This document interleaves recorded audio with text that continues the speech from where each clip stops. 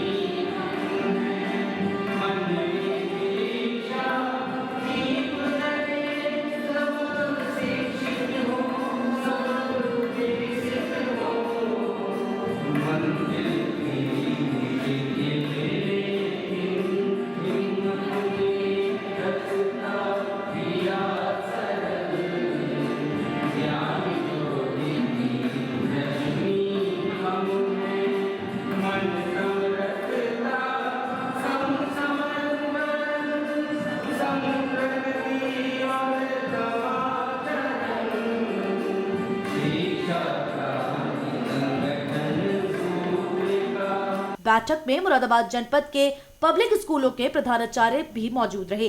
बैठक के दौरान अनेक समस्याओं पर चर्चा की गई, जिसमें विद्यालय में बच्चों को बेहतर शिक्षा का माहौल देने के साथ साथ सुरक्षा मुहैया कराने के लिए व मुख्यतः सीबीएसई स्टैंडर्ड्स को ऊंचा उठाने के लिए सभी स्कूल काम कर रहे हैं। ब्रास सिटी सर्वोदय की अध्यक्षा शशि शर्मा ने बताया कि CBSE exam, integrated art projects जैसे एजेंडों पर चर्चा करने हेतु इस बैठक का आयोजन किया गया है। लंबे समय से कोविड के चलते किसी ऑफलाइन बैठक का आयोजन नहीं हो पाया था, इसलिए इस बैठक का आयोजन अब किया जा रहा है। साथ ही उन्होंने लॉन्च किए गए गीत के बारे में कहा कि ये गीत अब सीबीएसई की वेबसाइट पर भी उपलब्ध होगा। साथ ही उन्होंने कहा कि कोविड काल के बाद अब बेहतर शिक्षा प्रदान करने के लिए प्रशासन और अभिभावकों के सहयोग के साथ सभी स्कूल काम कर रहे हैं और सभी विद्यार्थियों को हर परिस्थिति में बिना किसी व्यवधान के शिक्षा प्रदान करने का हर संभव प्रयास किया जा रहा है और विद्यार्थियों को विद्यालय आकर शिक्षा प्राप्त करने का संदेश दिया।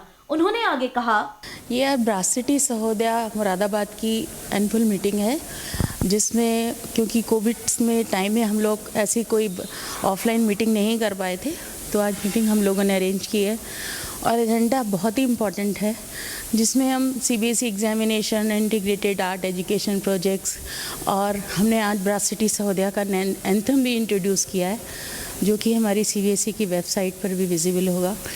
तो आज का विषय बहुत इम्पॉर्टेंट है।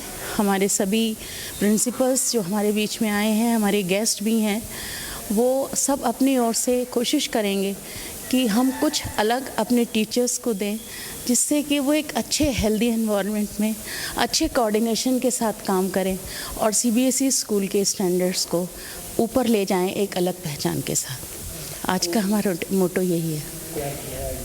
रणनीति यही है कि प्रशासन के जैसे ही निर्देश हमें मिलते जा रहे हैं, हम 9 से 12 तक अपनी क्लासेस शुरू कर चुके हैं और बच्चे काफ़ी रिदम में आ गए हैं। बहुत सारे अच्छी स्ट्रेंथ बच्चों की आ रही है और अब 6 to 8 की क्लासेस भी स्कूल में आने लगी हैं।